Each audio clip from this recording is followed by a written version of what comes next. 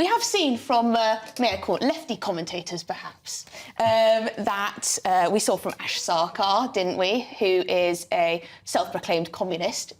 She a luxury communist, yeah, luxury communist. Maybe. She said, didn't she? She said something like this. She said, this is evidence, this disaster is evidence that rich people aren't taxed enough.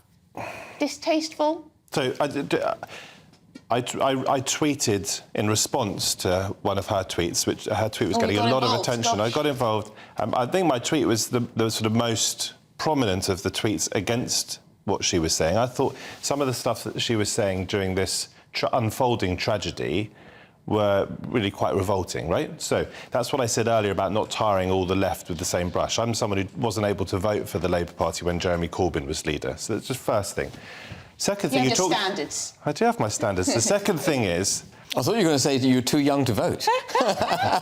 You asked whether I was at university at the same time as you were. Well, no, I'm just kidding now. I'm flattering you now, Matthew. Thank you, yes. Clawing it back. No, on a serious point, I am not someone who, as I said earlier, that I think that somehow billionaires' lives don't matter, let alone that billionaires sort of deserve to die if they're doing something that others might not agree with, OK? So I want to make that absolutely clear.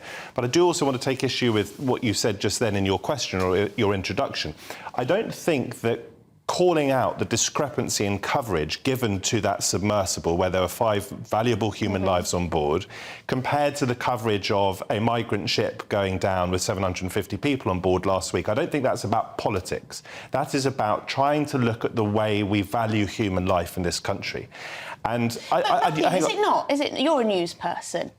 Is it not simply that it is a more extraordinary story, i.e. it doesn't happen so often? Lots of things. There was a race for time to try and rescue them, and it was just more of a thrilling story. Well, hang on, there's nothing thrilling. That may sound a bit distasteful. It does sound distasteful. People listening understand what I mean. It does sound distasteful. That it was gripping. I think words matter, OK? So first of all, it is extraordinary when 750 people, 100 of them children, go down in the sea, 500 of them presumed death. So let's make no bones about that. Secondly, this idea that this story was gripping and exciting, no doubt that is what drew editors to the story. It is what drew eyeballs to the website. They were billionaires. But I think it's rather ghoulish, to be honest. Of course we should all care for those people. I very much cared, not just the 19-year-old kid who was on board with his dad, but all of them, right? Every human life matters.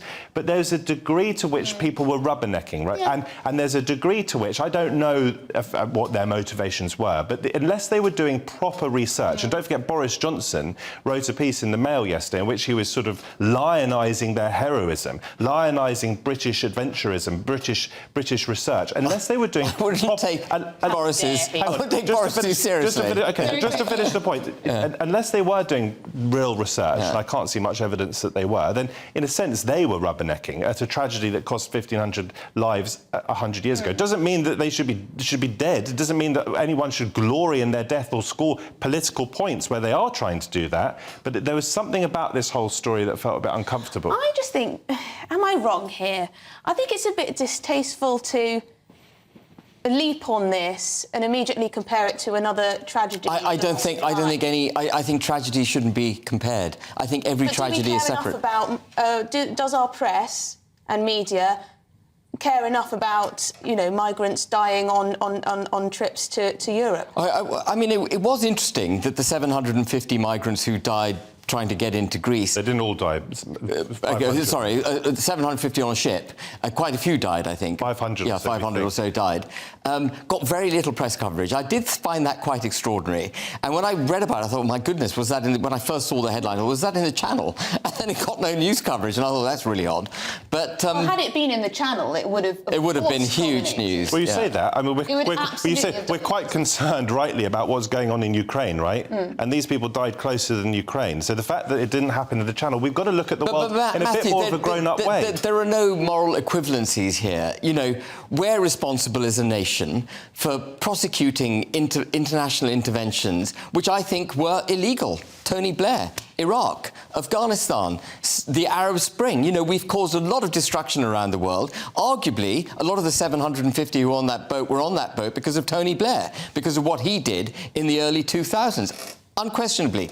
But I think most of those people actually were from Pakistan. But there's no moral equivalence. You can't draw moral equivalences. That's the point I'm trying to make. And, you know, So what do you mean by that? If we are, as digesters of the news and as people in a democracy, allowed to say at the same time as showing empathy and compassion for 5 people on a sub, they turned out not to be trapped for very long because it imploded. But we are able to look at the news and say, hang on a second. But I think you're trying to say 750 people have just capsized. That got very, as you say, got very little attention. 5 people are on this submersible. But and we are obsessed by the submersible, and we're quite relaxed about the 750 people. No, but at what point? I don't understand. Why are we, though? What do you think the reason was? I mean, you could go to Afghanistan every day of the week and pull out many more ghoulish stories about what the Taliban are doing every day because of British and American foreign policy over a 20-year period ending up in utter failure. Against you. You could go to Syria right now and you could pull out any number of stories you wanted to. I think it's right that we gave the submersible coverage. I think it is right we did it.